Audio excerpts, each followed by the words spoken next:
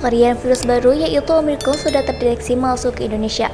Hal tersebut diketahui setelah seorang petugas kebersihan berinisial N yang bekerja di RSDC Wisma Atlet Kemayoran, Jakarta terdeteksi Omicron. Padahal di hari sebelumnya, pemerintah telah memberikan atensi agar diperketat WNA masuk Indonesia dan meminta masyarakat agar tetap menerapkan prokes. Namun, himbauan tersebut hanya berselang beberapa hari dan selanjutnya diumumkan sudah ada warga yang terdeteksi Omicron. Melihat peristiwa tersebut, seolah-olah tidak ada langkah pemerintah yang memang disiagakan agar mampu mencegah Omicron masuk ke Indonesia. Terlihat hanya sebatas himbauan yang bersifat seremonial saja, bahkan kebijakan yang diterapkan pemerintah terbilang monoton.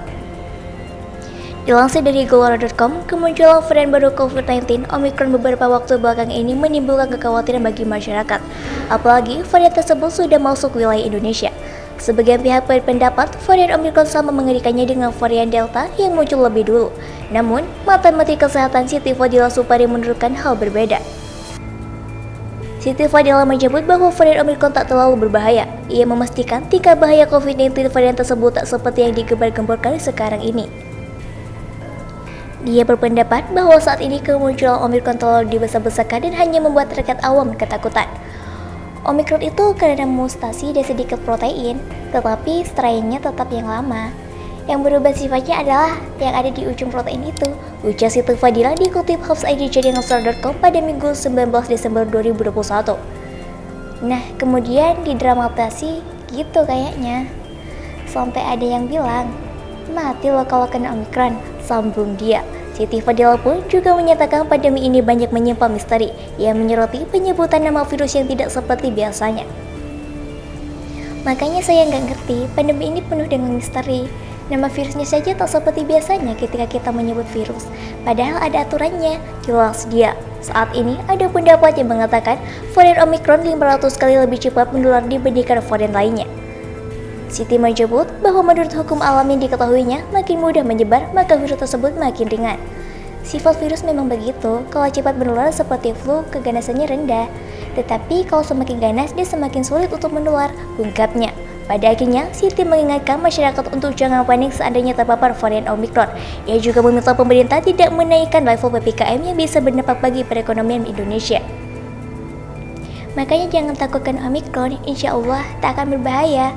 Menurut saya atau pemerintah juga jangan sampai menaikkan level PPKM karena dampaknya besar bagi ekonomi kita yang mulai berjalan baik, ujar Siti. Sementara itu, diberitakan terpisah oleh Tribunnews.com, berikut ini ciri-ciri dan gejala dari varian baru virus corona atau Omicron. Dikutip dari Sehat Negeriku, Kemkes.id, varian baru virus corona atau Omicron sudah masuk di Indonesia. Budi Gunadi Sadikin selaku Menteri Kesehatan telah mengumumkan temuan kasus pertama COVID-19 varian Omicron di Indonesia pada Kamis 16 Desember 2021. Menkes juga mengatakan penyebaran Omicron terbukti sangat cepat. Budi Gunadi Sadikin selaku Menteri Kesehatan telah mengumumkan temuan kasus pertama COVID-19 varian Omicron di Indonesia pada Kamis 16 Desember 2021. Kasus pertama Omicron ini terdeteksi pada seorang petugas kebersihan berinisial N yang bekerja di RSDC Wisma Atlet Kemayoran, Jakarta. Kementerian Kesehatan telah mendeteksi seorang pasien terkonfirmasi Omicron pada tanggal 15 Desember. Data-datanya sudah kita konfirmasikan ke Gisaid dan telah dikonfirmasi kembali dari Gisaid bahwa memang data ini data sequencing Omicron, ujar Menkes dalam keterangan pers perkembangan pandemi COVID-19. Menkes merinci para petugas kebersihan Wisma Atlet diambil sampel rutin pada 8 Desember 2021. Kemudian ketiga sampel tersebut dikirim ke Balitbangkes untuk dilakukan whole genome sequencing atau WGS. Hasil pemeriksaan sampel keluar ke tanggal 15 Desember dan didapati 1 dari 3 sampel terkonfirmasi positif varian Omicron. Ada 3 petugas kebersihan di RSDC Wisma Atlet yang positif PCR, tapi terkonfirmasi positif Omicron adalah 1 orang, kata Menkes.